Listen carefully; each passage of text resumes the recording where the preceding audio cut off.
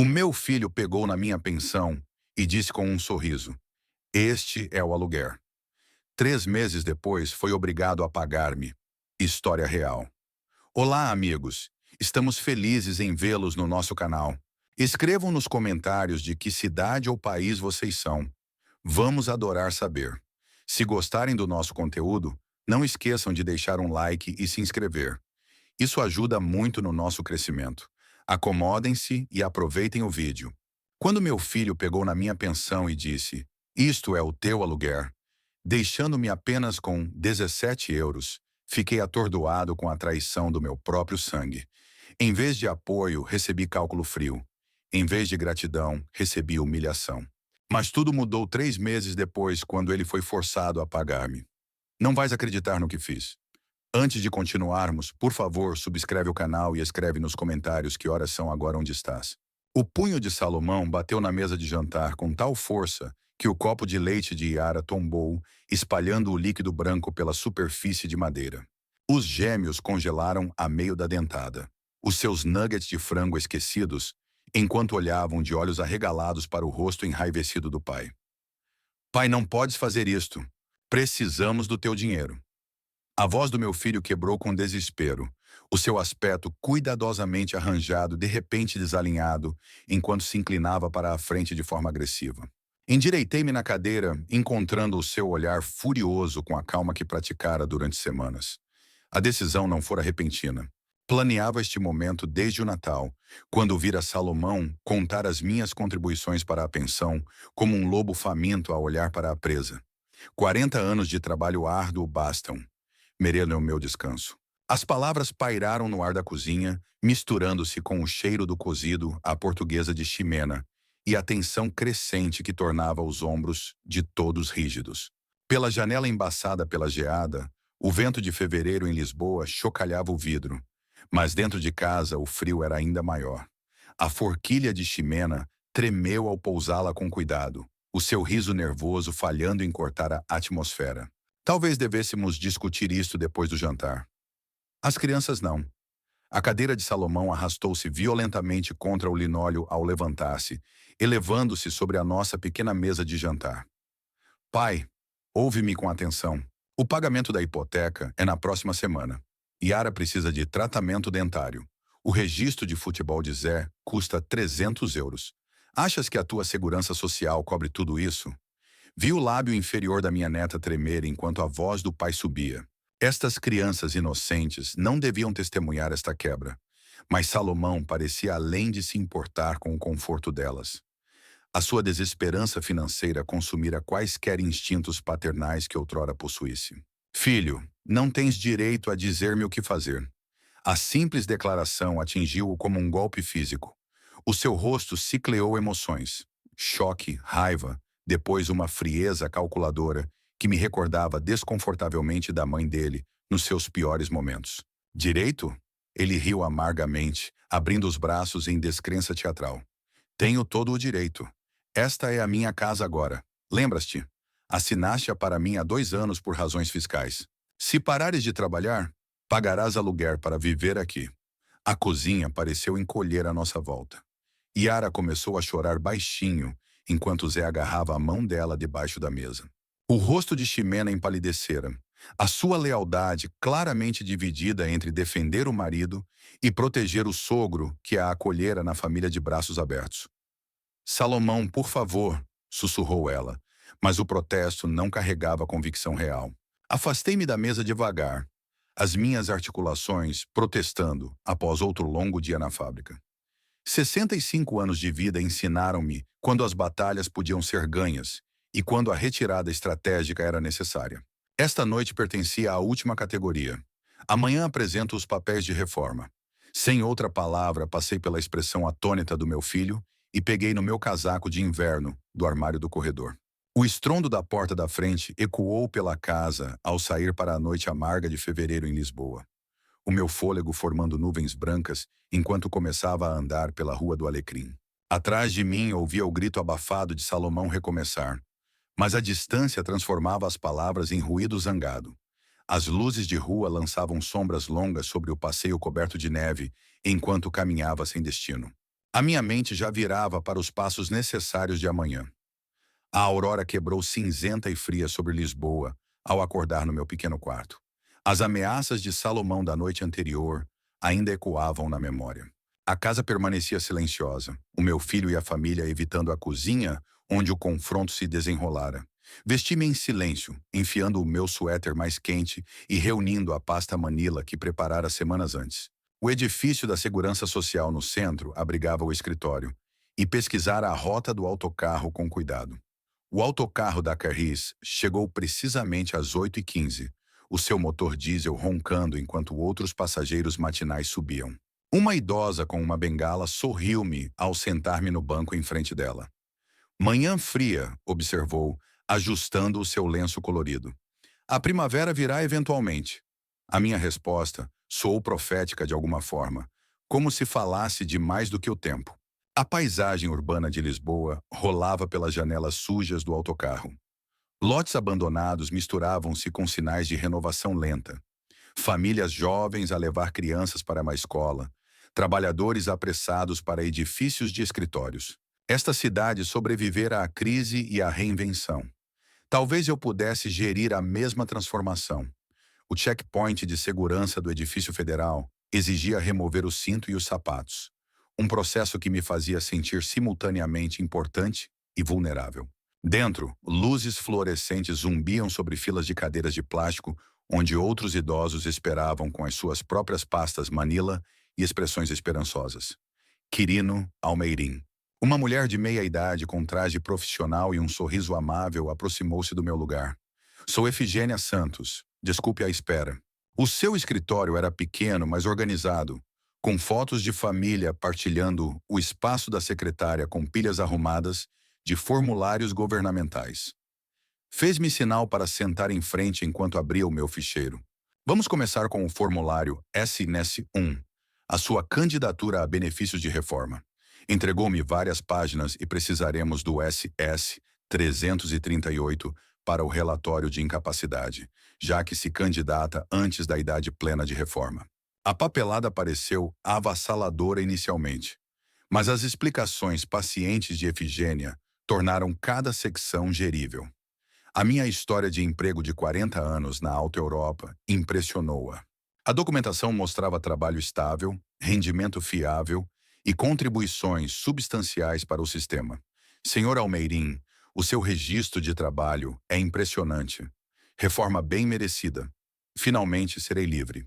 As palavras escaparam antes de as poder parar, carregando mais peso emocional do que pretendia. A expressão de Efigênia suavizou com compreensão. Pressões familiares? Acenei, não confiando na minha voz para permanecer estável.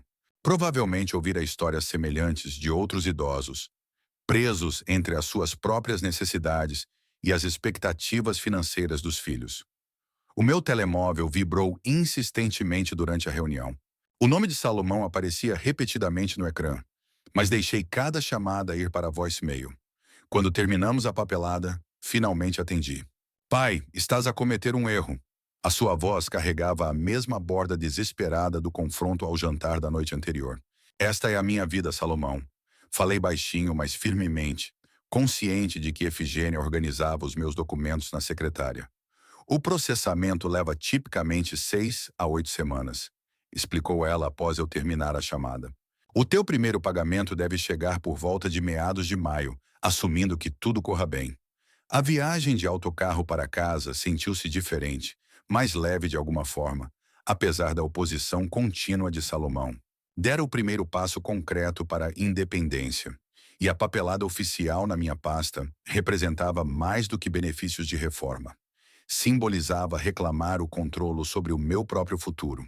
Salomão esperava quando entrei pela porta da frente. A sua expressão, uma mistura de raiva e orgulho ferido.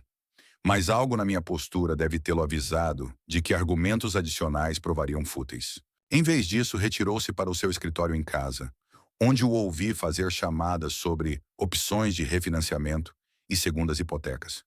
Nas semanas seguintes, estabeleci uma nova rotina. Cada manhã, verificava a caixa do correio com esperança. Cada tarde, caminhava pelo bairro notando que casas exibiam sinais de aluguer. Cada noite contava as pequenas poupanças que acumulara em dinheiro escondido na minha gaveta da cômoda, atrás de velhas fotografias de Heloísa. O período de espera testou a minha resolução, mas também fortaleceu a minha determinação. As tentativas periódicas de Salomão para mudar a minha mente apenas reforçaram a minha convicção de que a independência valia quaisquer sacrifícios necessários. O dia 15 de maio chegou, com o tipo de manhã primaveril agradável que faz os residentes de Lisboa esquecerem o aperto duro do inverno. Verificava o correio diariamente há 3 semanas, a minha antecipação crescendo a cada dia que passava. A rotina tornara-se quase ritualística. Café primeiro, depois a curta caminhada até a nossa caixa do correio, no fim da entrada. Hoje sentia-se diferente. O envelope com o endereço de retorno da Segurança Social aninhava-se entre contas de utilidades e anúncios de supermercado, como um prêmio à espera de ser reclamado. As minhas mãos tremeram ligeiramente ao carregá-lo para dentro, fechando-me no quarto antes de o abrir com cuidado. O cheque era real. 1.847 euros, feito a Quirino Almeirim. Mais do que esperara, na verdade, os cálculos que fizera em guardanapos nos meses passados foram estimativas conservadoras. Olhei para a impressão NEAT, o selo oficial, a assinatura que o tornava legalmente válido. Isto é o meu dinheiro ganho através de trabalho honesto, sussurrei para o quarto vazio. A caminhada até ao Banco Santander na Avenida da Liberdade levou 20 minutos, durante os quais continuei a tocar no bolso da camisa, para assegurar que o cheque permanecia safely guardado. A manhã era quente o suficiente para não precisar do meu casaco pesado de inverno. E o casaco mais leve sentia-se simbólico do fardo a erguer-se dos meus ombros. Joana Pereira fora à minha caixa há quase 15 anos, vendo-me depositar cheques de salário e retirar pequenas quantias para despesas domésticas.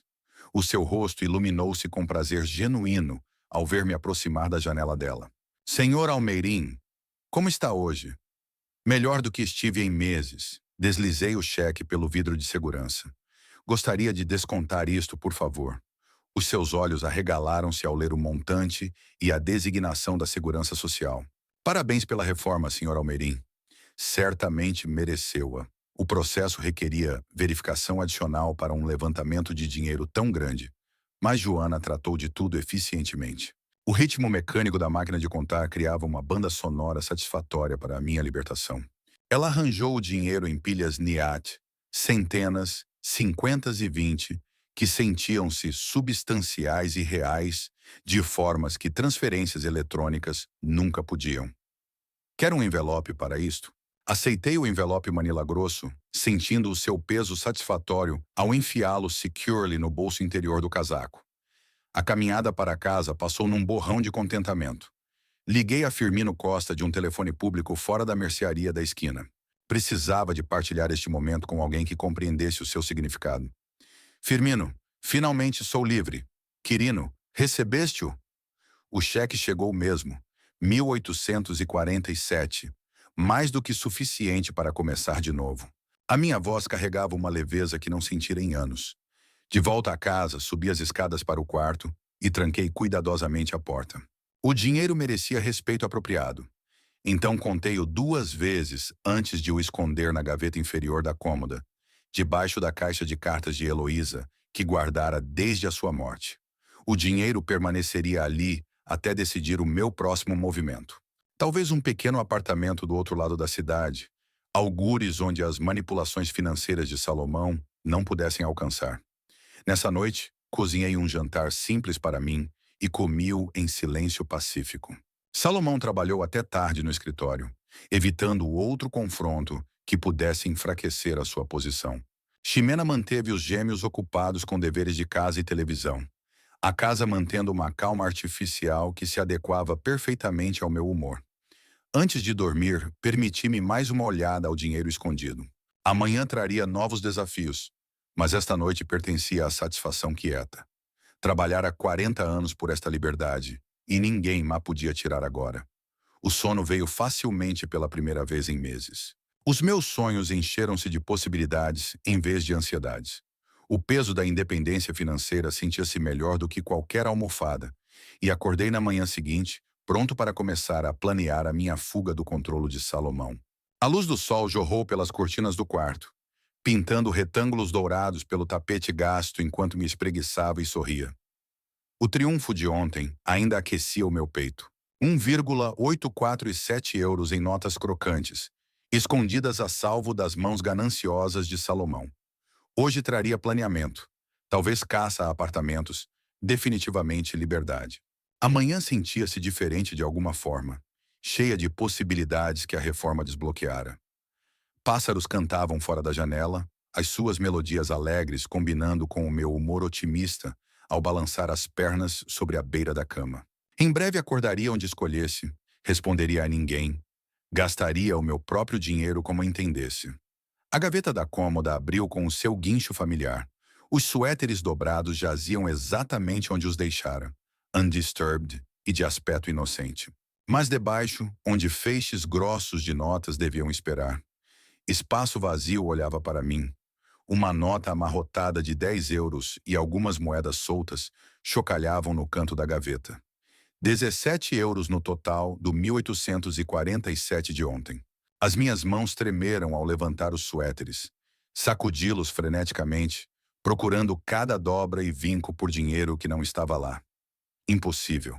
A palavra escapou como um sussurro enquanto batia a gaveta fechada e a puxava aberta novamente, como se o dinheiro pudesse reaparecer magicamente. Nada. Apenas aqueles patéticos 17 euros, zombando da minha estupidez. O coração martelando contra as costelas, rasguei pelas gavetas restantes. Meias, cuecas, velhas fotografias de Heloísa, espalhadas pelo chão, enquanto procurava com desespero crescente. Debaixo do colchão, nada. Atrás dos quadros, vazio. Nos cantos do armário, onde coelhos de poeira se acumulavam, nem uma única nota. A janela do quarto mostrava sem sinais de entrada forçada. O trinco permanecia intacto, a rede sem cortes. Quem quer que tivesse feito isto possuía uma chave, conhecia o layout da casa, entendia exatamente onde procurar. Mas quem poderia saber do meu esconderijo? Verifiquei cada localização possível 2 vezes, a minha respiração tornando-se irregular enquanto a realidade cristalizava em certeza fria. Alguém revistara sistematicamente o meu quarto e roubara quase 2.000 euros enquanto dormia pacificamente, sonhando com independência. O meu telemóvel jazia na mesa de cabeceira e alcancei-o instintivamente. Polícia, reportar o roubo. Mas a minha mão congelou a meio caminho para o dispositivo, enquanto fragmentos de possibilidades se assemblavam em compreensão horrível. Sem sinais de arrombamento, significava trabalho interno. Apenas membros da família tinham acesso à casa durante a noite. Apenas alguém que vivia aqui podia revistar tão completamente, tão quietamente sem acordar ninguém. O pensamento atingiu como água gelada nas veias, mas forcei-me a considerá-lo racionalmente. Salomão sabia do meu dinheiro de reforma. Fizera as suas demandas claras durante o confronto ao jantar. Quando a persuasão razoável falhou, recorrer ao roubo puro. Lá embaixo, ouvia sons matinais familiares. Pratos tilintando, café a ferver, vozes de crianças preparando-se para uma escola, vida familiar normal continuando, enquanto o meu mundo ruía lá em cima. Hora de encontrar respostas. Os sons da cozinha atraíram-me para baixo, como um ímã atrai metal. A sinfonia ordinária do pequeno almoço que tocara todas as manhãs nos últimos 2 anos. Ximena estava ao balcão, a barrar torradas enquanto Yara e Zé apressavam-se com taças de cereais, mochilas já posicionadas pelas cadeiras para a correria da escola. Salomão sentava-se a ler o público de ontem, café fumegante ao lado do seu prato de ovos mexidos. Olhou casualmente ao eu irromper pela porta, apertando os 17 euros no meu punho trêmulo. Bom dia, pai. Dormiste bem? O seu tom carregava normalidade perfeita. Mas algo frio piscou atrás dos olhos que me fez o estômago contrair com dread. Salomão, fomos roubados. O meu dinheiro desapareceu. A chávena de café de Ximena congelou a meio caminho para os lábios. As colheres das crianças pararam de se mover ao sentirem crise adulta a fermentar ao redor do seu pequeno almoço inocente. Mas Salomão simplesmente dobrou o jornal, com precisão deliberada, e pô-lo ao lado do prato. Ninguém nos roubou, pai. Fui eu que peguei no teu dinheiro. As palavras atingiram como golpes físicos, cada sílaba cravando-se mais fundo no meu peito. Yara começou a chorar baixinho, enquanto Zé escorregava mais baixo na cadeira, tentando desaparecer. Ximena pousou a chávena, com mãos trêmulas, mas nada disse. Por quê? Por que sem a minha permissão? Salomão levantou-se devagar, a sua altura vantagem de repente ameaçadora na nossa pequena cozinha. Quando sorriu, não carregava calor, apenas cálculo frio que me recordava predadores a avaliar presa ferida. Não me ouviste. Lembras-te da nossa conversa ao jantar? Disse-te o que aconteceria se te reformasses. Alcançou o bolso e puxou um maço grosso de notas. As minhas notas. Isto é aluguer por viveres na minha casa. Vou pegar em todos os teus pagamentos de pensão e dar-te 20 euros por semana para despesas pessoais. A injustiça crachou sobre mim como uma onda. Isto é o meu dinheiro. És um ladrão. Cuidado com o tom. A voz de Salomão baixou para um sussurro perigoso, enquanto contava várias notas e as estendia para mim como migalhas atiradas a um cão. 20 euros. É generoso considerando que não pagas comida, utilidades ou habitação. A tua casa. Paguei esta casa durante 30 anos. Prova-o em tribunal, velho. Ximena finalmente falou, a voz mal audível, acima do fungar das crianças. Salomão, talvez devêssemos ficar fora disto, Ximena. Ele silenciou-a com um olhar que prometia consequências por interferência. Yara soluçava abertamente agora enquanto Zé olhava para os cereais intocados, lágrimas correndo pela face. Eles assistiam ao avô ser destruído pelo pai, aprendendo lições sobre poder e crueldade que nenhuma criança de 8 anos devia testemunhar. Salomão enfiou o dinheiro roubado de volta ao bolso e voltou ao pequeno almoço como se nada tivesse acontecido. 20 euros por semana, pai.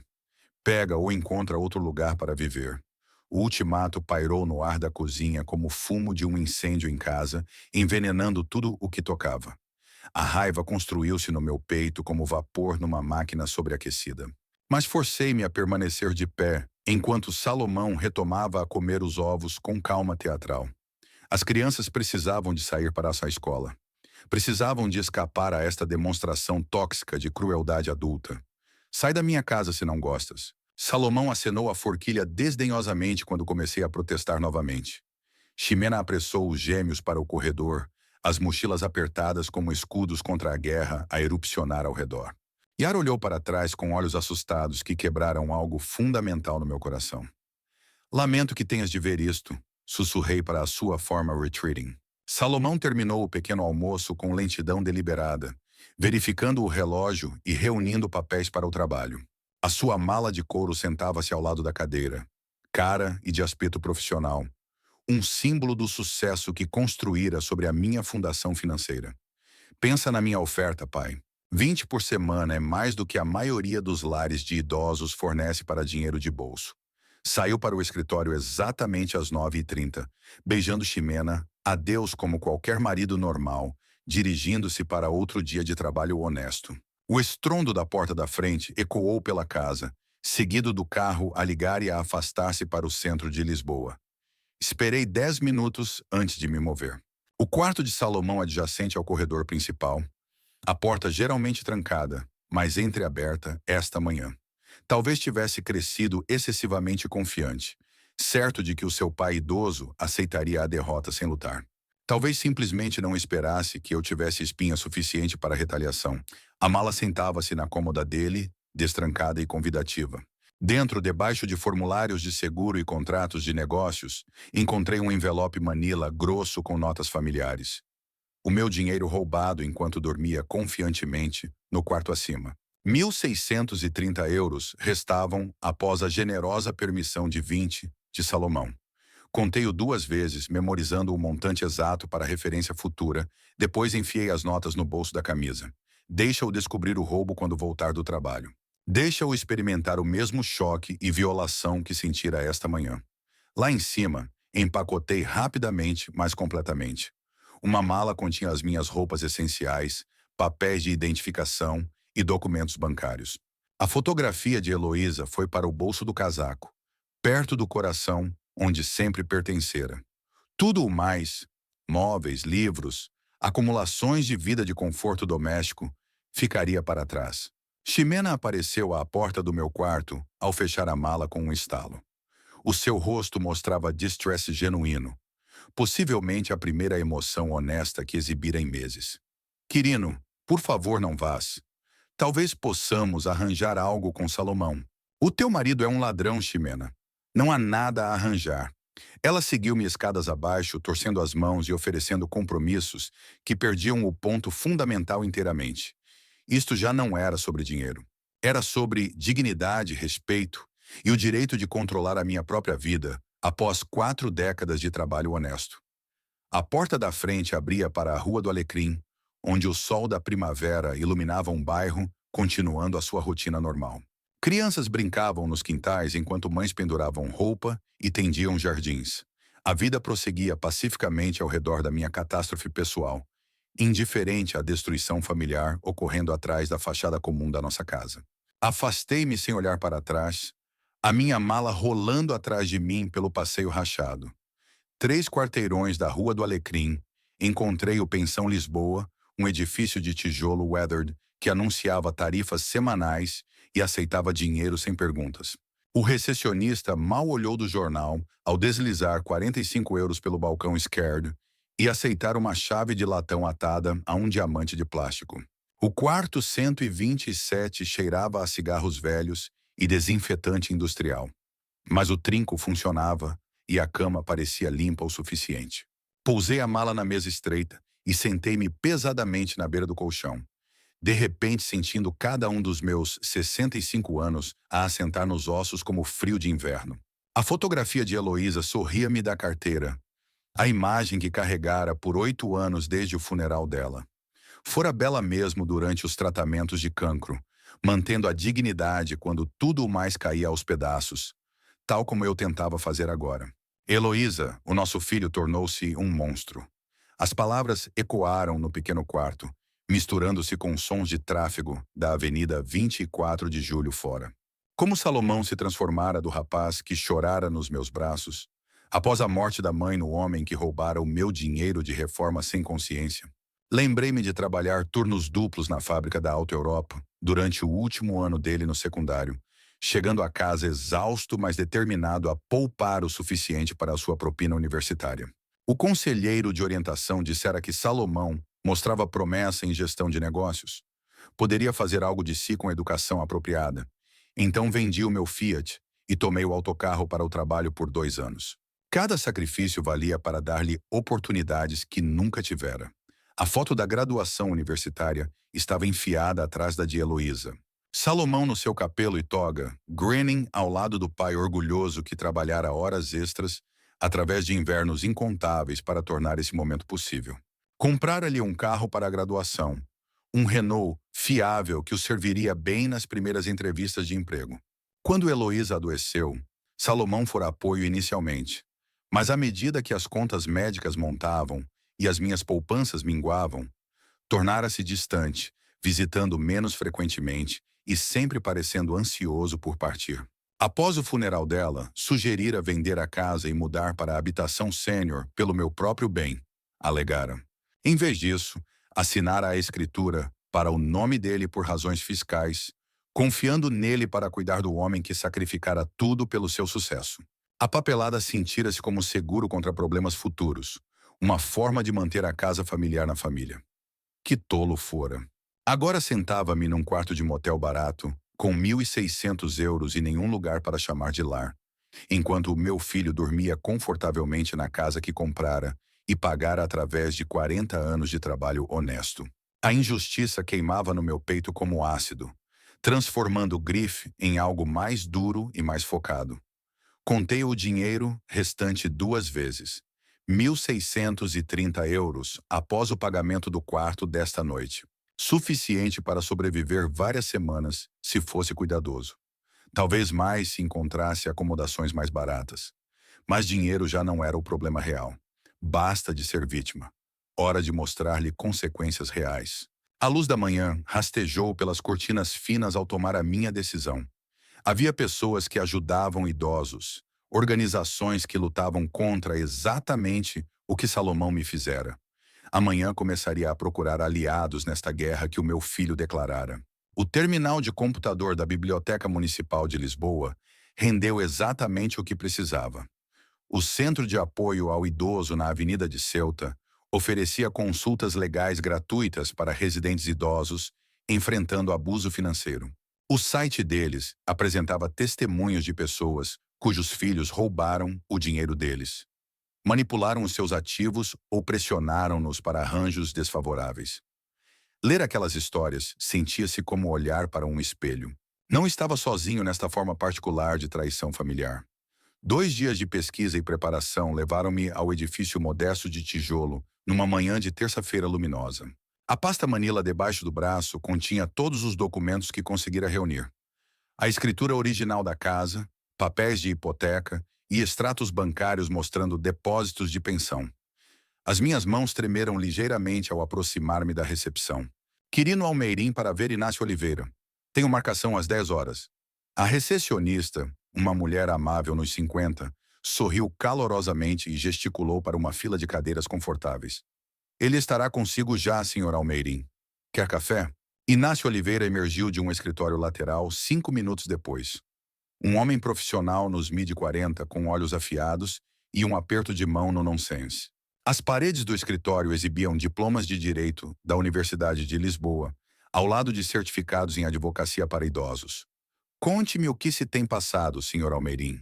Expliquei a situação com cuidado, começando com a decisão de reforma e terminando com o confronto de segunda-feira na cozinha. Inácio ouviu sem interrupção, ocasionalmente, tomando notas num bloco legal amarelo. Quando terminei, alcançou a minha pasta. Posso examinar os seus documentos? A escritura da casa capturou a sua atenção imediata. Estudou-a com cuidado, depois virou-se para o computador e começou a digitar. As suas sobrancelhas ergueram ao ler o que aparecia no ecrã. Senhor Almeirim, a casa está registrada em seu nome. É o único proprietário. Mas Salomão vive lá há mais de 10 anos, desde que a mãe morreu. Isso não lhe dá direitos de propriedade. O que ele fez é exploração financeira de uma pessoa idosa, que é um crime em Portugal. Inácio inclinou-se para a frente, a expressão tornando-se mais séria. Sob o artigo 174-A do Código Penal, quem aproveita os bens de um adulto vulnerável pode enfrentar acusações criminais e responsabilidade civil. A terminologia legal lavou sobre mim como água fria. Chocante, mas de alguma forma purificadora. Quer dizer que tenho direitos? Absolutamente. Podemos exigir despejo, compensação por danos e até aluguer retroativo. Começou a puxar formulários da gaveta da secretária. O seu filho essencialmente roubou o seu dinheiro e ocupa ilegalmente a sua propriedade. A lei portuguesa leva o abuso financeiro de idosos muito a sério. Pela primeira vez em dias, esperança piscou no meu peito. O que fazemos primeiro?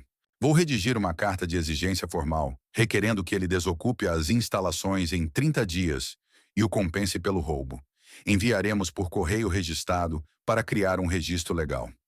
A caneta de Inácio movia-se pelo papel timbrado ao falar. Se ele recusar, podemos apresentar queixa criminal e recuperação civil. A hora seguinte passou num borrão de explicações e preparação de documentos. Inácio delineou o processo inteiro. Carta de exigência, período de espera, ação judicial potencial se Salomão recusasse conformidade. O sistema em que confiara por 40 anos de trabalho honesto finalmente me protegia em vez de me abandonar. Isto levará tempo, Sr. Almeirim. Processos legais movem-se devagar e o seu filho pode contratar o seu próprio advogado. Inácio selou a carta de exigência completa num envelope oficial.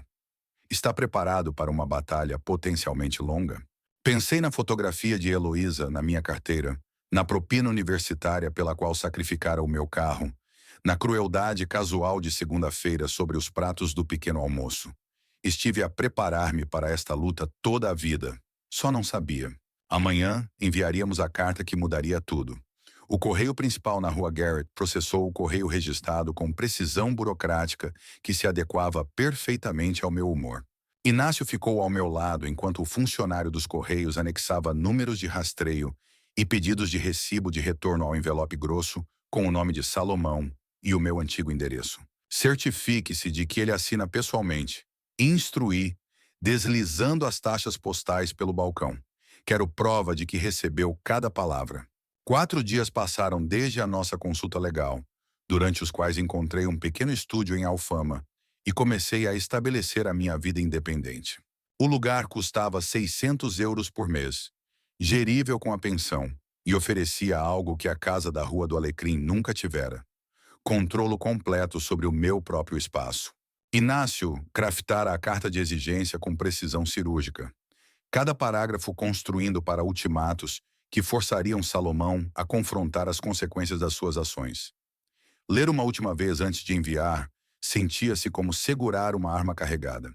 Isto deve chegar-lhe na sexta à tarde, confirmou o trabalhador postal, entregando-me o recibo de rastreio. A manhã de sábado trouxe o recibo de retorno na minha caixa do correio, com a assinatura apressada de Salomão, confirmando a entrega às 14h47 do dia 25 de maio de 2025. Imaginei a sua cara ao desdobrar aquelas linhas implacáveis.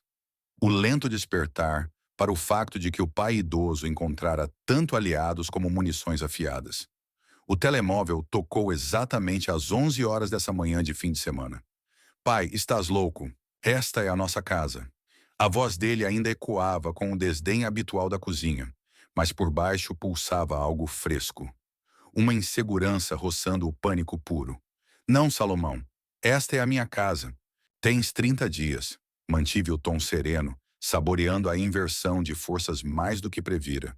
Cada hipoteca quitada, cada reparo suado, cada conta de luz saldada saíra do meu suor ou das reservas que juntei. Viveste de borla na minha propriedade, enquanto pilhavas os fundos da minha velhice. O silêncio esticou-se tanto que pensei se ele teria cortado a ligação. Quando voltou a falar, o fanfarronismo evaporara-se. Pai, vamos falar com sensatez. Talvez possamos arranjar um acordo. O acordo está traçado na carta. 30 dias para saíres, 5.000 euros por roubo e sofrimento emocional. Chaves devolvidas ao meu advogado. Fiz uma pausa, deixando cada cláusula assentar como chumbo. Esses termos não se negociam. 5.000? Não tenho esse dinheiro. Então não devias ter pilhado o meu. Isto é absurdo. Vou chamar o meu advogado. Ótimo. O meu vai adorar esclarecer as leis portuguesas sobre abuso de idosos ao teu. A chamada terminou com um clique furioso de Salomão, mas eu sentia apenas uma frieza gratificante. Pela primeira vez em meses, era outro a debater-se com as minhas jogadas, não o contrário. A janela única do meu estúdio em Alfama virava para o oeste, capturando o sol da tarde que dourava as torres envidraçadas do Parque das Nações ao longe. Algures nesta metrópole, Salomão decerto fitava aquelas mesmas palavras, percebendo enfim que o pai envelhecido tinha tanto espinha dorsal como apoio jurídico. Os 30 dias voariam. Depois veríamos se o meu filho prezava mais o conforto usurpado do que evitar uma acusação penal. O escritório de Inácio fervilhava com uma vitalidade concentrada, enquanto ele espalhava papéis pela mesa de conferências, como um estratego a mapear táticas de cerco. Extratos bancários, registros prediais e contatos de testemunhas formavam um arsenal impressionante pronto a demolir as defesas de Salomão. Precisamos de traçar um padrão claro de exploração financeira ao longo de anos, explicou, sublinhando transferências-chave com o seu marcador fluorescente. Os teus depósitos de pensão, saques não autorizados dele, contas de serviços que pagaste enquanto ele se arrogava dono, tudo constrói o nosso castelo. As 2 semanas seguintes viraram uma caçada meticulosa, por provas que me soube melhor do que qualquer tarefa, desde a aposentadoria. A senhora Eulália Mendes, vizinha de 15 invernos, recebeu-me na sua cozinha com chá de camomila e uma indignação santa contra as manhas de Salomão. Aquele rapaz berrava contigo sem parar, senhor Quirino. Ouvíamos pelas paredes, sobretudo depois da partida da tua Heloísa. As mãos calejadas gesticulavam com ênfase. Nunca o vi no jardim ou a consertar a casa.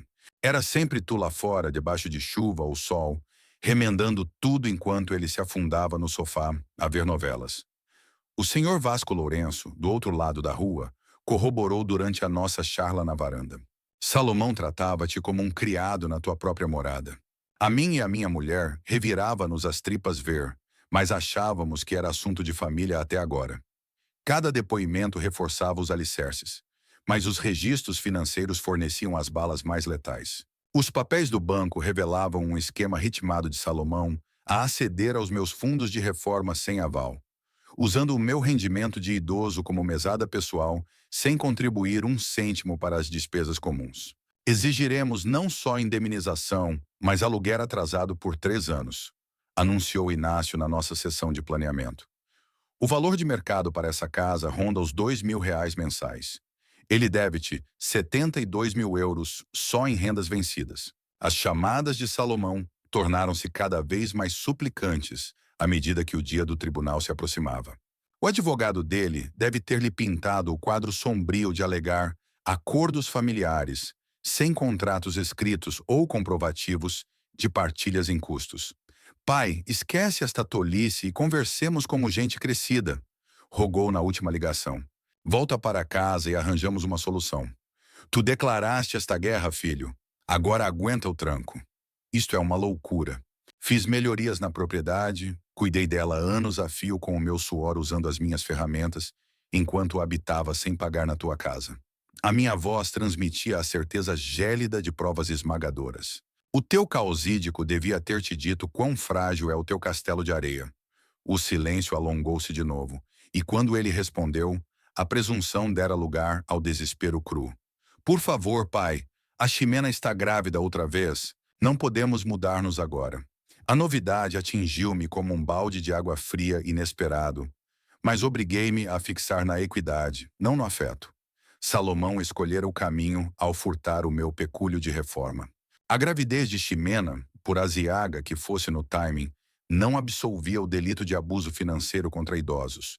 Devias ter ponderado as necessidades da tua prole antes de te lançares ao crime e à falsidade. Inácio protocolou os papéis de despejo na segunda-feira seguinte, pedindo audiência acelerada por se tratar de maus tratos a idosos. O escrivão do tribunal carimbou os nossos documentos com uma eficiência reconfortante, marcando os argumentos orais para 15 de junho, exatos 3 semanas adiante. Tempo bastante para Salomão assimilar que as repercussões jurídicas eram inexoráveis e para mim deleitar-me com o momento vindouro em que a balança da lei se inclinaria finalmente para o meu lado. A sala de audiências do juiz, Teodoro Branco, impunha reverência com os seus painéis de madeira lustrosa e retratos austeros de magistrados pretéritos que administraram vereditos do mesmo banco. Ajustei a gravata, a mesma cinzenta que usara no enterro de Heloísa, e ocupei o lugar ao lado de Inácio na mesa dos queixosos. Salomão sentava-se do outro lado do corredor com o seu defensor, Rui Mendes, um advogado novato que remexia papéis com ansiedade e murmurava consultas urgentes ao cliente, visivelmente desarmado. O meu filho parecia esgotado, o aspecto impecável traindo noites insones e tensão acumulada. Processo número 2, 1025, traço CV8847. Almeirim contra Almeirim, anunciou o oficial de justiça. Procedimentos de despejo com alegações de abuso financeiro a idoso.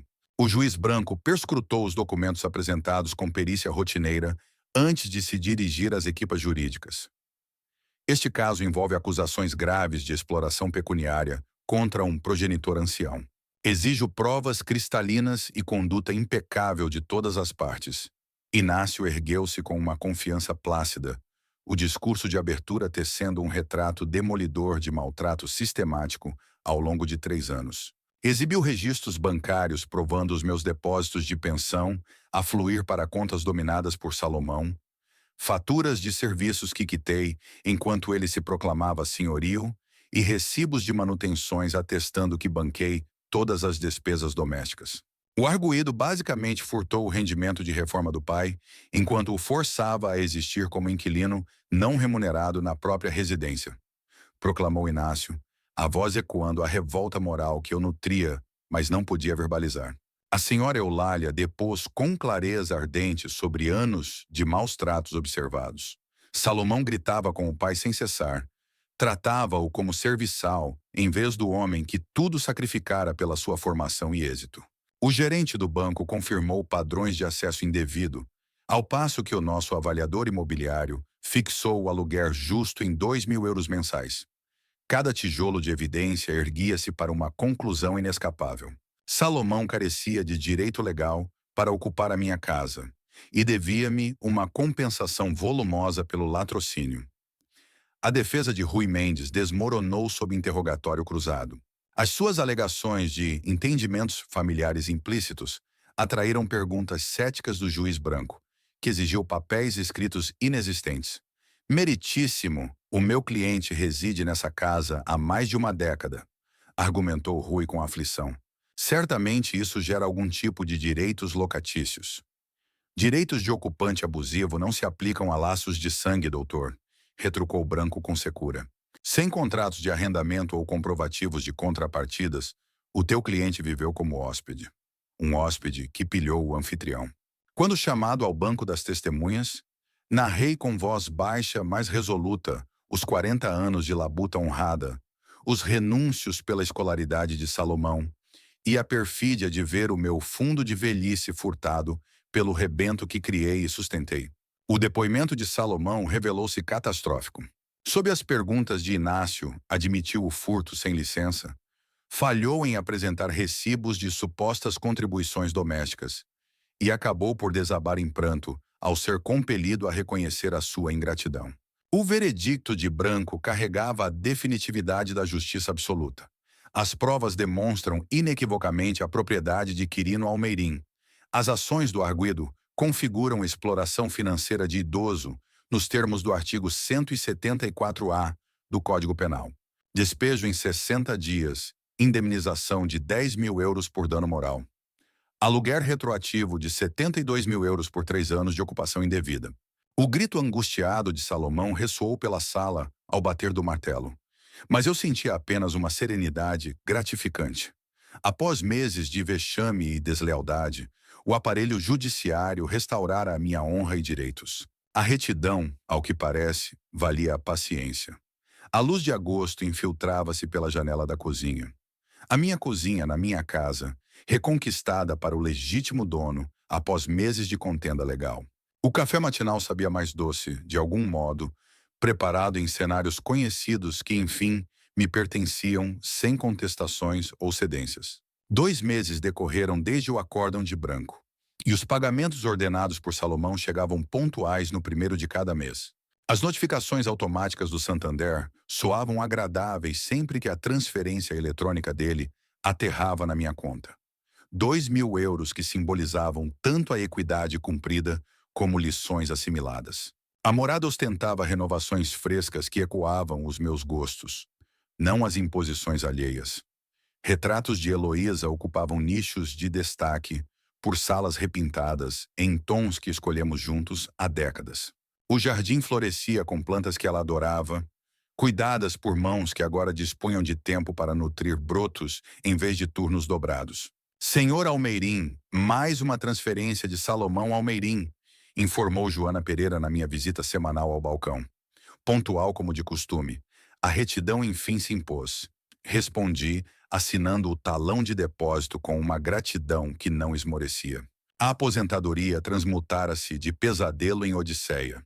O Algarve acenava com calor invernal e velhos camaradas da Alta Europa que se reformaram anos antes. O Centro de Apoio ao Idoso recebia as minhas horas voluntárias, guiando outros anciãos vitimados pelo labirinto jurídico que protege dignidades. Aulas de fotografia no Instituto Superior Técnico preenchiam as terças à noite com explorações criativas adiadas por 40 anos. A minha professora, uma paciente chamada Lídia, elogiava o meu enquadramento enquanto me ensinava truques para captar a regeneração urbana de Lisboa ao lado da sua essência perene. O calendário social do centro introduzia horizontes inesperados, torneios de sueca, círculos de leitura e jantares orquestrados onde o diálogo fluía mais solto do que antecipei. Teresa Figueira, uma viúva das aulas de fotografia, partilhava o meu apreço por museus silenciosos e concertos vespertinos na Gulbenkian. Salomão ligou no fim de semana do Dia do Trabalhador, a voz impregnada de uma modéstia que suplantara a antiga soberba. Pai, perdoa-me, por favor. Percebo agora o inferno que te causei. Ensinaste-me a ser resiliente, Salomão. Agora paga pelo ensino. Os pagamentos não são o cerne, É saber que arrasei os nossos laços por dinheiro que nem tanto precisava. A metamorfose dele soava autêntica, mas a confiança demandaria anos para se reerguer. Ximena arranjara emprego como recepcionista numa clínica. O novo apartamento deles em Benfica era simples, mas suficiente, e os miúdos aprendiam valiosas noções sobre conquistar em vez de usurpar o necessário. Talvez um café um dia destes, propus com cautela, em terreno neutro sem pressupostos além de palavras. Gostaria disso, pai. Gostaria muito. A luz crepuscular tingia de ouro a cozinha remodelada enquanto preparava uma ceia solitária. Um repasto eleito por sabor e não por contenção. Cozinhado no meu ritmo, sem coações ou intromissões. O telefone soava esporadicamente com convites sociais, propostas de viagens ou meras chamadas de amigos a inquirir pelo meu bem-estar.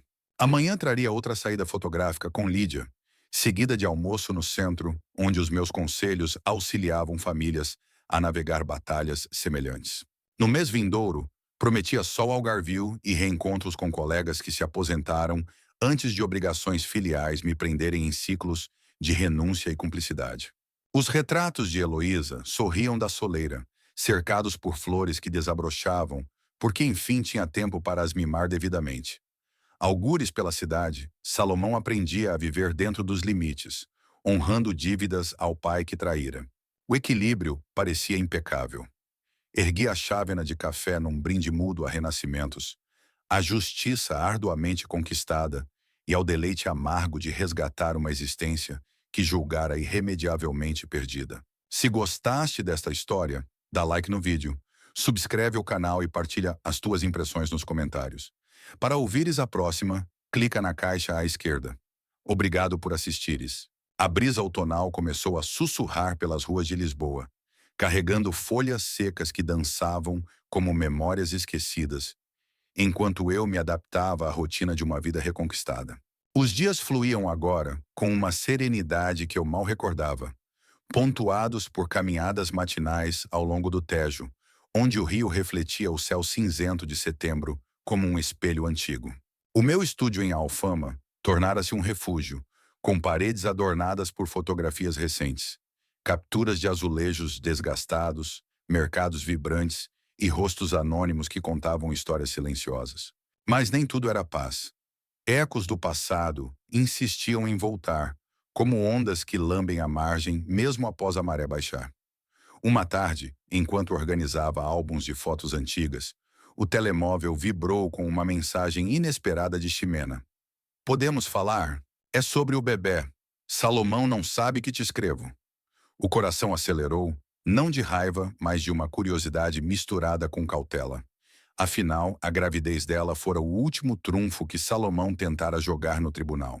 Marquei um encontro num café discreto na Baixa, longe dos olhares familiares, onde o aroma de pastéis de nata se misturava ao burburinho de turistas. Ximena apareceu pontual, a barriga já arredondada sob um casaco simples, os olhos carregados de fadiga que ia além do físico. Sentamo-nos numa mesa de canto, e ela pediu um chá de ervas antes de mergulhar no assunto. Senhor Quirino, eu sei que o Salomão fez foi imperdoável, mas este bebê muda tudo. Ele está a tentar mudar, juro. Conseguiu um emprego melhor numa firma de contabilidade no Chiado e estamos a poupar para um lugar maior. As palavras dela fluíam como um rio tentando contornar pedras, mas eu escutava com o filtro da experiência. Quantas vezes a lealdade dela o blindara durante as nossas discussões? Ximena, a justiça não se apaga com promessas. O que ele roubou não foi só dinheiro, foi confiança, anos de sacrifício. Ela assentiu mordendo o lábio e puxou uma fotografia do telemóvel. Um ultrassom borrado, uma forma minúscula que seria o meu neto ou neta. É uma menina. Pensamos em chamar-lhe Heloísa, em honra da avó. O nome atingiu-me como um raio inesperado, evocando memórias de risos partilhados e noites longas ao lado da cama de hospital. Por um momento, o café pareceu girar, os sons abafados. Isso é tocante, mas não apaga o passado. Saí dali com o peito apertado, prometendo pensar no assunto, mas sabendo que reconciliação exigia mais do que um gesto. Nos dias seguintes, mergulhei mais fundo no voluntariado no Centro de Apoio ao Idoso. onde as histórias de outros me ancoravam. Uma senhora chamada Mafalda, com olhos vivazes apesar dos 80 anos, contava como a filha a pressionara a vender a casa em Sintra para financiar estudos no estrangeiro, deixando-a num lar precário. Eles pensam que somos bancos ambulantes, desabafou ela durante uma sessão de grupo, enquanto tricotava um cachecol colorido. Inspirei-me nela para organizar workshops sobre direitos financeiros, convidando advogados como Inácio para palestras gratuitas. Uma noite, após uma dessas sessões, recebi uma chamada de Salomão. Não o tom suplicante do tribunal, mas algo mais contido, quase reflexivo. Pai, a Ximena disse-me que se encontraram. Obrigado por a ouvires. Eu estou em terapia agora. O juiz recomendou, mas eu quero mesmo mudar. A voz dele tremia ligeiramente como folhas ao vento. Não é só pelo bebê. É por perceber que te tratei como um fardo em vez de um pilar. Marcamos um café neutro, no mesmo lugar onde me encontrara com Ximena, e ali, sob a luz filtrada de candeeiros antigos, conversamos como não fazíamos há anos. Ele admitiu os erros, detalhando como o estresse do desemprego o cegara, transformando gratidão em ganância. Vendia ilusões a mim mesmo, pai. Achava que a casa era minha por direito, mas era teu suor que a sustentava. Pela primeira vez, vi vulnerabilidade genuína, não manipulação. Não perdoei de imediato. Feridas profundas curam devagar. Mas abri uma fresta. Visitas supervisionadas aos gêmeos. Talvez um almoço familiar quando o bebê nascesse. O outono aprofundou-se, trazendo chuvas que lavavam as ruas e, de certa forma, as mágoas antigas. Viajei para o Algarve como planeado, ficando num pequeno hotel em Faro, onde o mar se estendia infinito, convidando à reflexão. Reencontrei Firmino, o velho companheiro da Alta Europa, que me levou a passeios por praias rochosas, partilhando histórias de reformas felizes. Tu venceste a tua batalha, Quirino. Agora vive a vitória. De volta a Lisboa, o nascimento da neta coincidiu com o Natal. Um telefonema frenético de Salomão, anunciando a chegada de pequena Heloísa. Visitei o hospital com um buquê de flores silvestres, segurando-a pela primeira vez. Um pacotinho quente de possibilidades, olhos curiosos herdados da avó. Ximena sorria exausta, Salomão ao lado, respeitoso e atento. Obrigado por vires, pai. Aquele momento plantou sementes de cura, não imediata, mas gradual. Nos meses que se seguiram, a família reaproximou-se com cautela.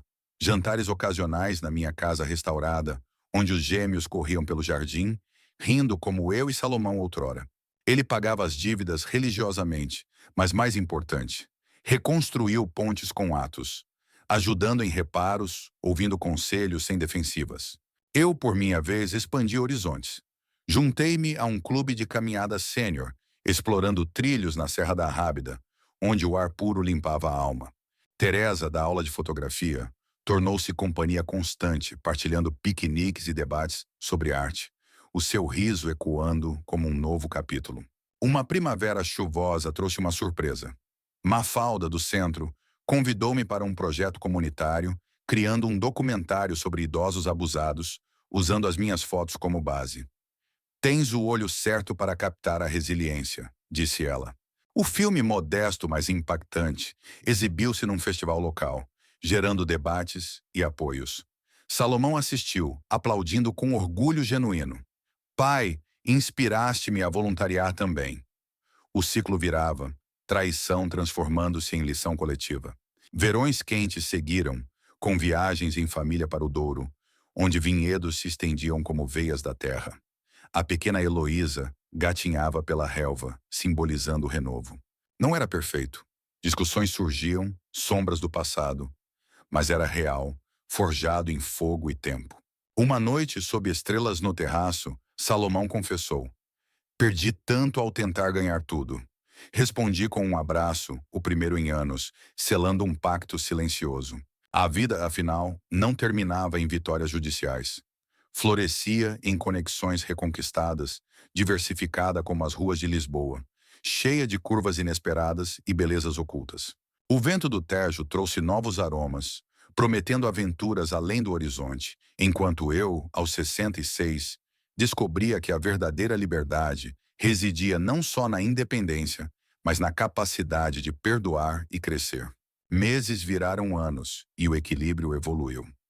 Salomão ascendeu na carreira, comprando uma casa própria em Oeiras, onde a família prosperava. Eu vendi a velha morada de Alecrim, optando por um apartamento moderno no Parque das Nações, com vista para o rio que me lembrava fluxos constantes. O dinheiro extra financiou viagens. Itália com Teresa, explorando ruínas romanas. Espanha provando tapas em Sevilha. No centro, tornei-me mentor, guiando dezenas através de labirintos legais, as minhas experiências virando faróis para os perdidos. Uma carta anônima chegou um dia. Graças à tua história no documentário, confrontei o meu filho. Recuperei a minha dignidade. Lágrimas borraram a tinta, confirmando o impacto. Salomão e eu desenvolvemos rituais, pescarias mensais no Tejo, onde conversas profundas substituíam silêncios. Pai, ensina-me a ser como tu, resiliente sem amargura. A pequena Heloísa, agora toddler, chamava-me Avô Quiri, o seu riso curando feridas antigas. Ximena abriu um negócio de artesanato, os gêmeos excelçando na escola. A família, outrora fraturada, tecia laços mais fortes, tecidos com lições duras. Inverno trouxe reflexões. Sentado à janela, vi a neve rara cair, simbolizando purificação. Teresa propôs casamento numa viagem a Paris, e eu aceitei, o anel simples selando um amor tardio mas profundo. O casamento intimista na Gulbenkian reuniu todos, Salomão como padrinho, lágrimas nos olhos. Mereces isto, pai. A lua de mel em madeira introduziu vulcões e florestas, metáforas de erupções passadas e crescimentos novos. De volta, expandi o voluntariado para workshops online, alcançando idosos em ilhas remotas. Um prêmio local reconheceu o meu trabalho, mas o verdadeiro troféu era ver Salomão mentorar jovens em risco, quebrando ciclos. Anos passaram, e aos 70 escrevi memórias. Não de rancor, mas de triunfo humano. O livro, Sombras e Luzes de uma Vida, vendeu modestamente, inspirando debates em livrarias. Salomão prefaciou: o meu pai ensinou-me que justiça é o começo, perdão o fim. A neta, agora adolescente, lia-o com admiração. Avô, és um herói.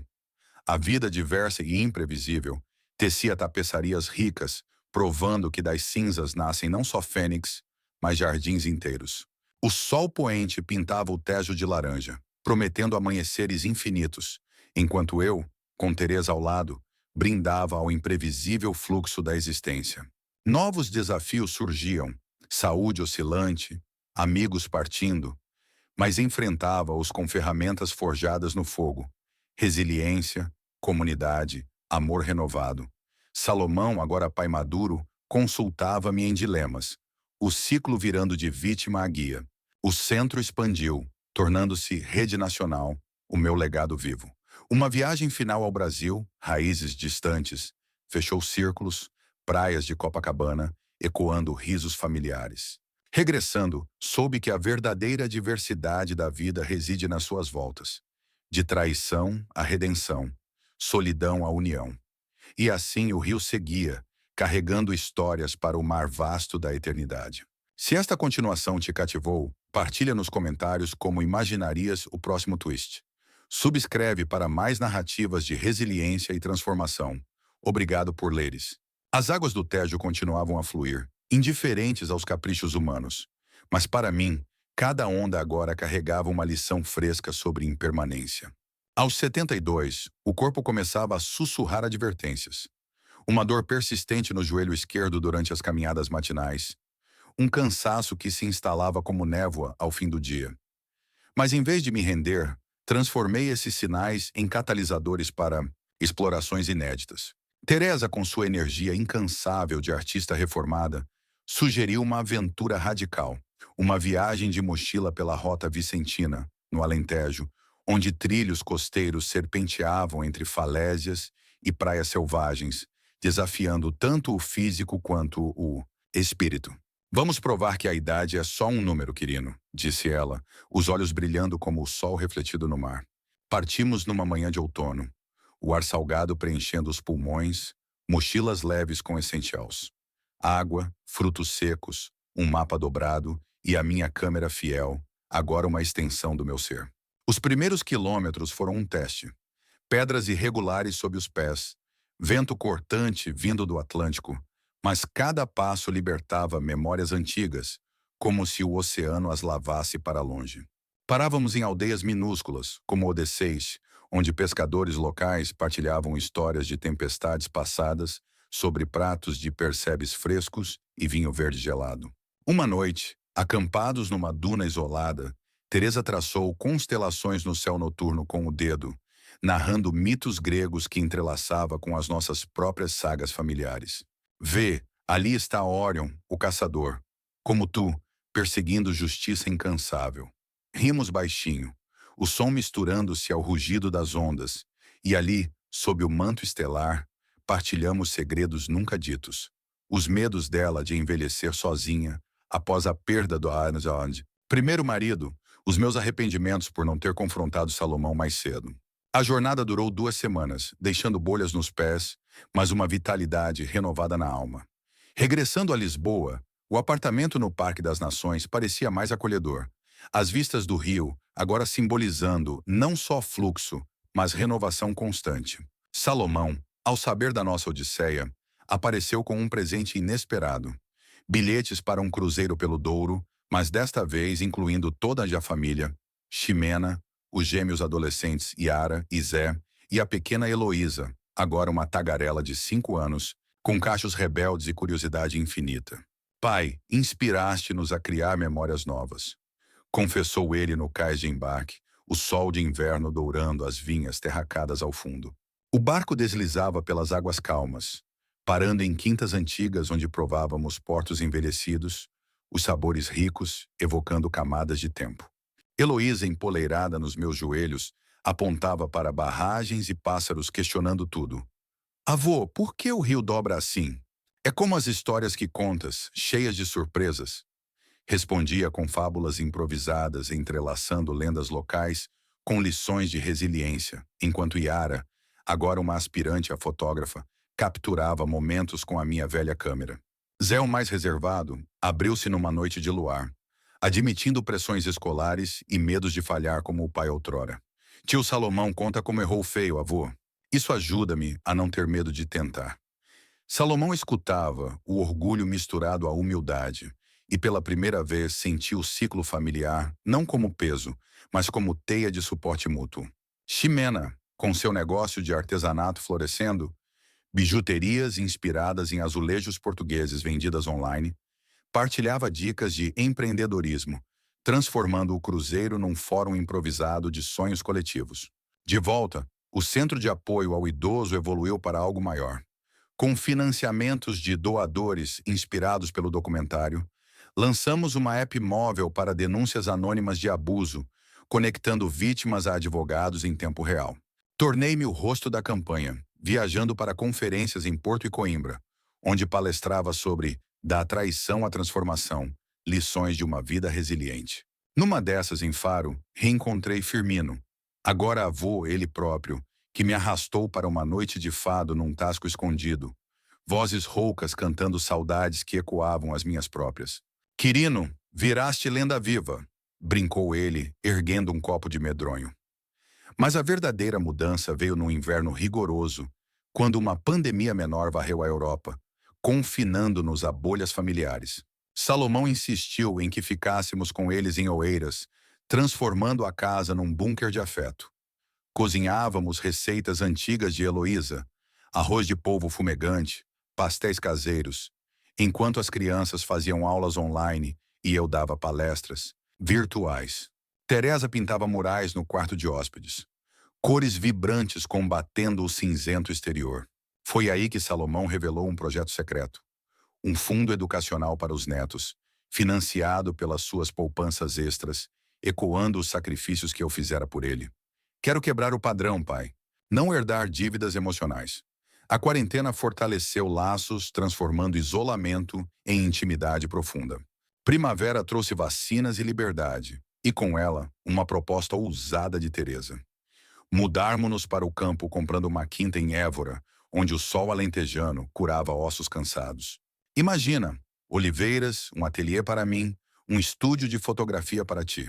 Vendemos o apartamento investindo em terra fértil, plantando videiras e ervas que atraíam abelhas zumbindo. A quinta tornou-se hub para retiros do centro, idosos vindos de todo o país para workshops de empoderamento, partilhando histórias ao redor de fogueiras crepitantes. Salomão visitava fins de semana, trazendo a família para colheitas, as mãos sujas de terra simbolizando raízes replantadas. Heloísa, correndo entre árvores, inventava jogos que misturavam mitos portugueses com as nossas aventuras reais. Avô, conta de quando derrotaste o dragão mau, referindo-se metaforicamente ao tribunal. Aos 75, publiquei um segundo livro, Ondas de Mudança, Narrativas de Idosos Reinventados, compilando testemunhos do app, ilustrado com minhas fotos e pinturas de Teresa. Lançamento em Lisboa lotou uma livraria no Chiado, com Salomão discursando. Meu pai não só me salvou de mim mesmo, salvou gerações. Aplausos ecoaram, mas o momento culminante foi uma carta de Mafalda, agora parceira no documentário. Graças a ti, reconciliei-me com minha filha. Vida é sobre pontes, não muros. Verões quentes trouxeram netos para estadias longas. Yara aprimorando fotografia sob minha tutela, capturando pores do sol alentejanos que vendia em exposições. Zé, fascinado por direito, estagiava com Inácio sonhando em defender vulneráveis. Uma tempestade literal testou-nos. Inundações danificaram a quinta, mas a comunidade uniu-se. Vizinhos, voluntários do centro, até Salomão com mangas arregaçadas, reconstruindo mais forte, com painéis solares e hortas elevadas. Resiliência coletiva, chamei-lhe, virando o desastre em case study para palestras.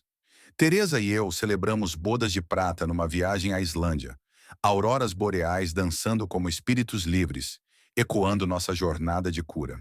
Regressando, soube de uma honraria.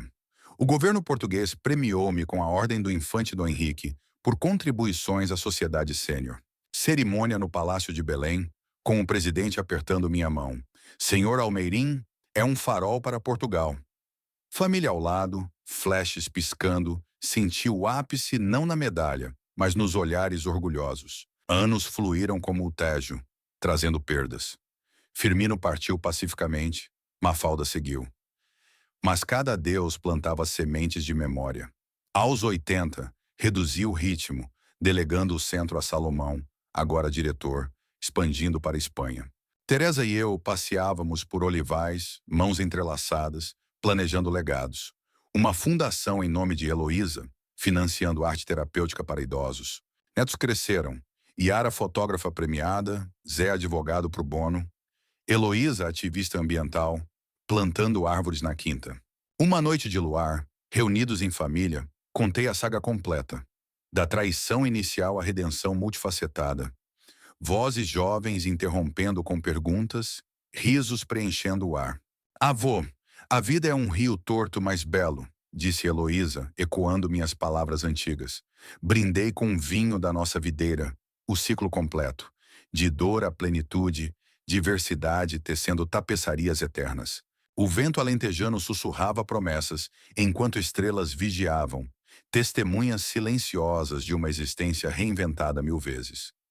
Se esta camada da jornada te intrigou, imagina e partilha nos comentários um desvio inesperado para o futuro. Subscreve para desvendares mais tapeçarias de vidas entrelaçadas. Grato pela tua companhia nesta narrativa.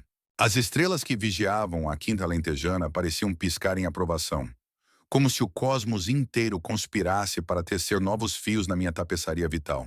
Aos 82 anos, o tempo já não corria como um rio impetuoso, mas serpenteava como um regato sinuoso, revelando poças de sabedoria inesperadas em cada curva.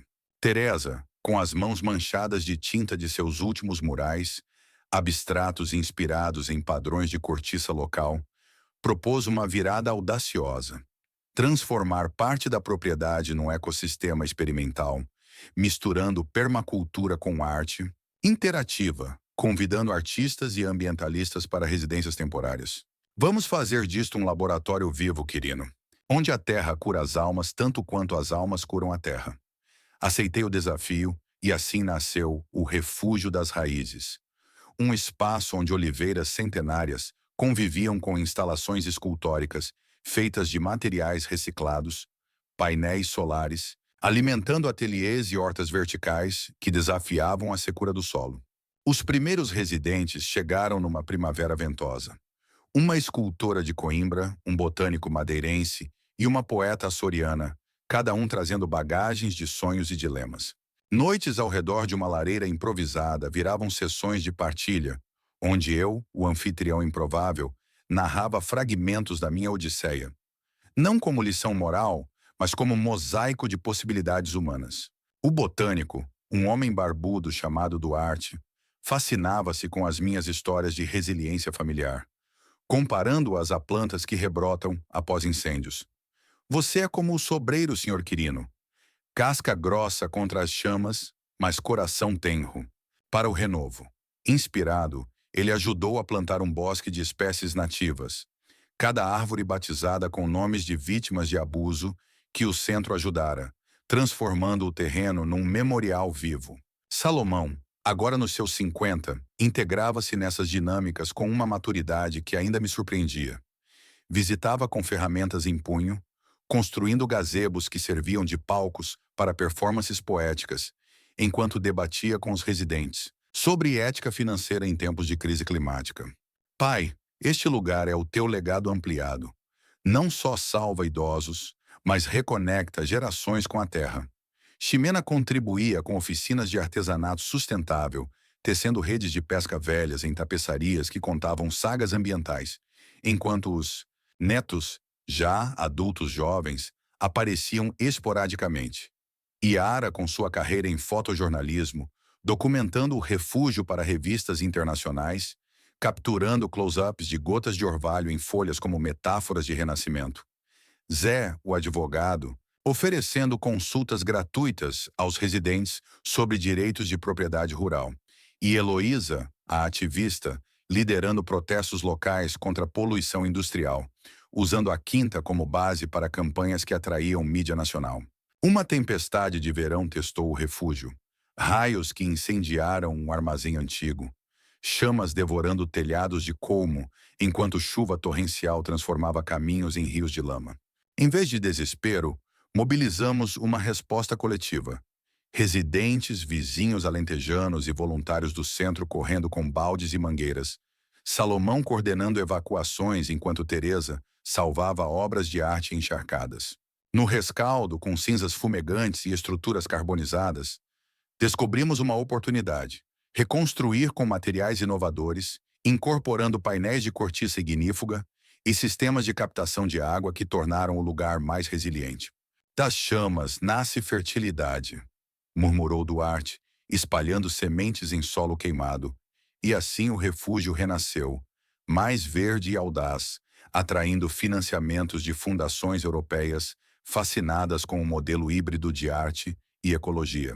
Aos 85, uma saúde vacilante, uma arritmia cardíaca diagnosticada num check-up rotineiro, forçou-me a abrandar, delegando operações diárias a uma equipa jovem, mas abrindo espaço para reflexões profundas.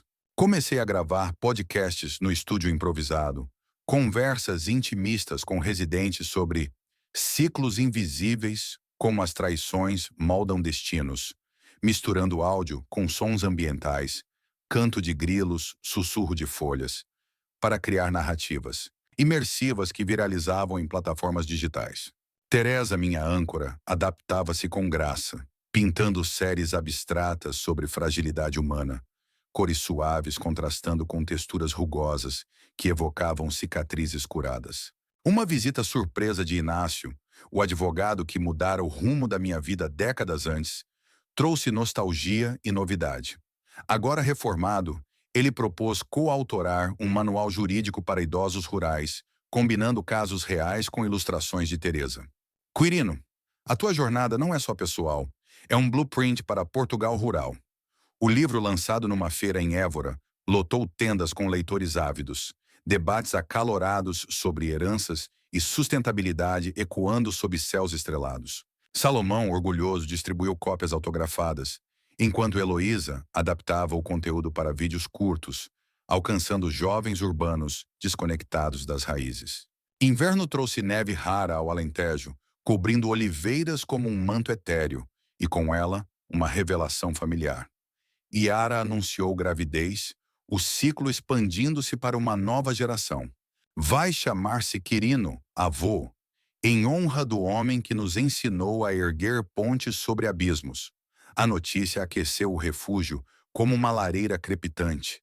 Festas improvisadas, com música folclórica e vinhos locais celebrando continuidade. Zé, casado com uma ambientalista, mudava-se para perto planeando uma filial do centro na Quinta, focada em direitos indígenas e climáticos. Aos 88, uma viagem improvável ao Japão, financiada por um prêmio internacional pelo refúgio, abriu horizontes. Templos zen em Kyoto inspiraram jardins meditativos, enquanto tecnologia de Tóquio influenciou apps de realidade aumentada para tours virtuais do lugar, permitindo que idosos isolados visitassem sem sair de casa. Teresa capturava essências em aguarelas minimalistas, misturando influências orientais com motivos alentejanos. Regressando, encontrei Salomão transformado num avô dedicado, contando fábulas aos bisnetos sobre o avô que domou dragões financeiros com sabedoria e terra. Saúde declinando, ditava memórias finais. Não lamentos, mas hinos à mutabilidade. Como uma traição inicial floresceu em ecossistemas de cura, famílias retecidas e legados que transcendiam sangue. Teresa, ao lado na cama hospitalar, sussurrava. Nossa jornada foi um mosaico selvagem, amor. Pedaços quebrados virando obras-primas. Partida serena veio numa aurora rosada. O sol nascendo sobre oliveiras que eu plantara, sussurrando a Deus enquanto o vento carregava sementes para novos solos. Salomão, herdeiro do refúgio, expandiu-o para a rede ibérica, honrando o espírito com inovações. Drones para monitorizar florestas, terapias baseadas em arte para traumas geracionais. Família reunida no funeral, não em luto, mas celebração. Fogos de artifício iluminando o céu, cada explosão um eco de vidas reinventadas. Heloísa, liderando o centro, prometia. Avô, teu rio continua. Torto, profundo, eterno. Anos após, o refúgio pulsava com vozes novas, histórias entrelaçadas como raízes subterrâneas, provando que diversidade vital reside em adaptações infinitas, surpresas que transformam cinzas em jardins perenes. O tejo distante murmurava concordância, enquanto estrelas, fiéis sentinelas, piscavam para futuros imprevisíveis. Se este desfecho da saga te moveu, inventa nos comentários uma ramificação alternativa para os descendentes. Inscreve-te para explorares mais odisseias de almas entretecidas. Agradecido pela tua presença nesta epopeia.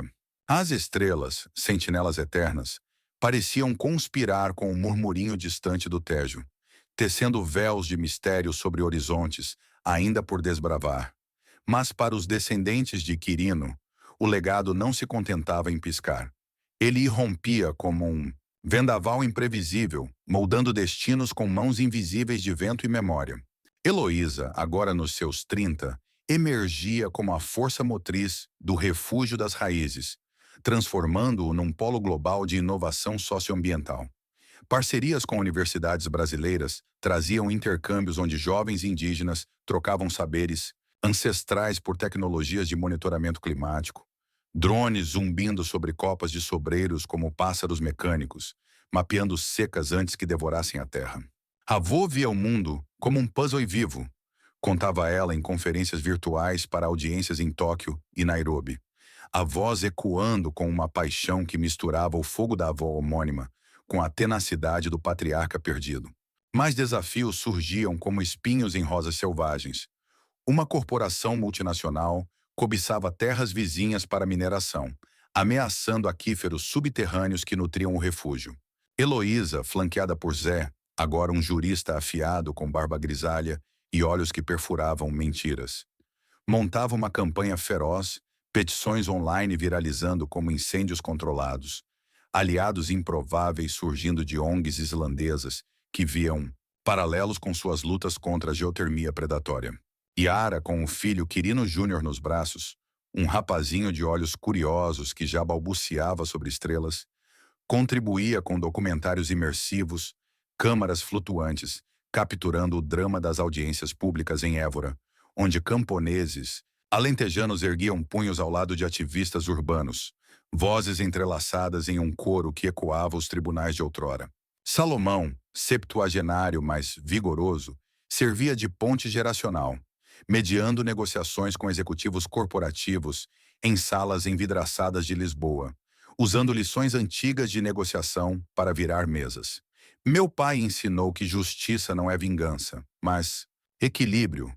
Percam o solo, perdem a alma. O impasse resolveu-se numa reviravolta cinematográfica.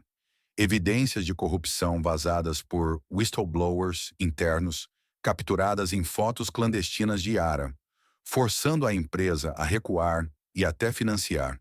Restaurações ecológicas, transformando a ameaça em aliança relutante. O refúgio expandiu, anexando terras resgatadas, agora salpicadas de laboratórios solares, onde cientistas testavam biofármacos derivados de ervas locais, curando não só corpos, mas ecossistemas feridos. Zé, inspirado, fundava uma rede pan-europeia de advocacia rural, escritórios em vilarejos remotos da Sicília e dos Cárpatos, conectando camponeses via satélites que Quirino jamais imaginara. É como se o avô sussurrasse estratégias do além. Confidenciava ele a Heloísa durante caminhadas noturnas.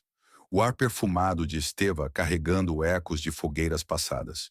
Quirino Júnior, crescendo nesse caldeirão, revelava dons precoces. Aos 10, programava apps que gamificavam conservação, crianças mundiais competindo para salvar florestas virtuais baseadas em dados reais do refúgio, prêmios sendo árvores plantadas, em nome dos vencedores. Ximena, avó sábia com mãos que ainda teciam maravilhas, integrava tradições. Oficinas onde idosos ensinavam tecelagem manual a robôs programados, fusão de artesanato e IA que atraía museus de Nova York, exposições itinerantes levando o espírito alentegrano para skylines distantes. Uma crise global, uma pandemia de pragas agrícolas mutantes, espalhadas por mudanças climáticas, testou os limites. Colheitas dizimadas no Alentejo, fome ameaçando comunidades. Heloísa liderava uma resposta híbrida. Laboratórios do refúgio isolando fungos resistentes de solos ancestrais, drones dispersando esporos benéficos como chuva salvadora, enquanto Zé navegava burocracias da União Europeia para subsídios emergenciais. Yara filmava o caos e a cura, o documentário Sementes Rebeldes vencendo Oscars, holofotes globais iluminando o legado de Quirino como faróis em noites tempestuosas. Salomão, no crepúsculo da vida, ditava suas próprias memórias, um tomo complementar ao de Quirino, focado em redenção. De ladrão a guardião, o caminho é pavimentado de erros que viram estradas. Lançamento coincidiu com um festival no refúgio. Tendas coloridas abrigando debates onde descendentes debatiam ética de IA em heranças familiares, robôs recitando poemas de avós, enquanto humanos dançavam ao som de guitarras portuguesas. Quirino Júnior, adolescente visionário, propunha uma expansão cósmica, parcerias com agências espaciais para biodomes em Marte, inspirados no refúgio, preparando a humanidade para mundos além. Avô começou com uma casa roubada. Nós conquistamos estrelas, declarava ele em palestras TED, plateias aplaudindo a audácia.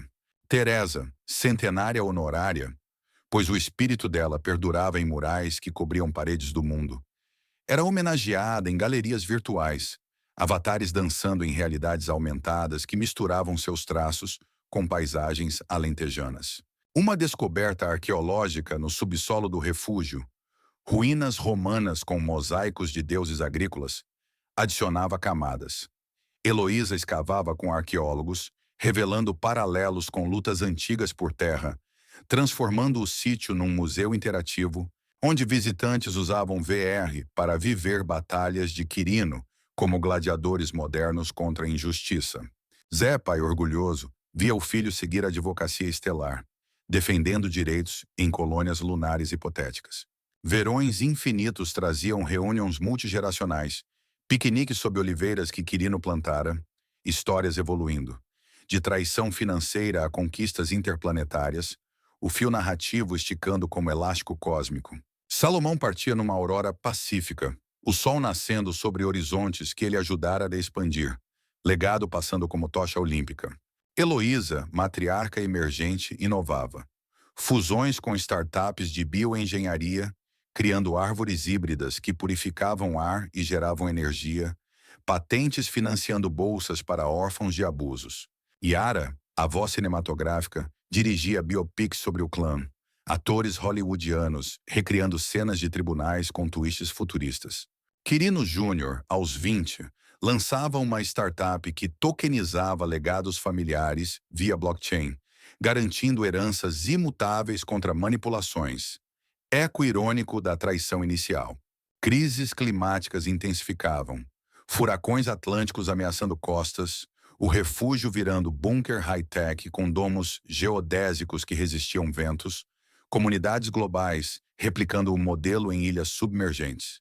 Zé coordenava evacuações internacionais, helicópteros zumbindo como abelhas gigantes, salvando vidas enquanto Heloísa plantava manguezais geneticamente aprimorados para barrar mares ascendentes. Uma aliança improvável com ex-adversários corporativos florescia.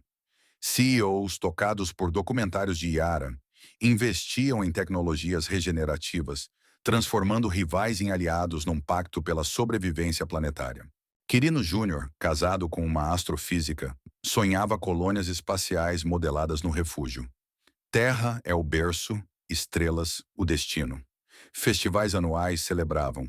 Fogos holográficos pintando céus com retratos de Quirino e Teresa. Música eletrônica, fundindo-se a fados ancestrais. Danças onde robôs e humanos giravam em harmonia. Legados evoluíam.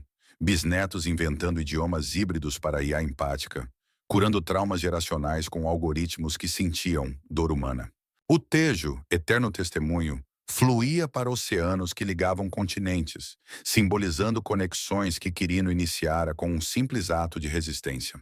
Estrelas piscavam, não mais sentinelas, mas convites para odisseias infinitas, onde diversidade vital dançava em espirais cósmicas, provando que de uma traição solitária nascem universos inteiros de possibilidade.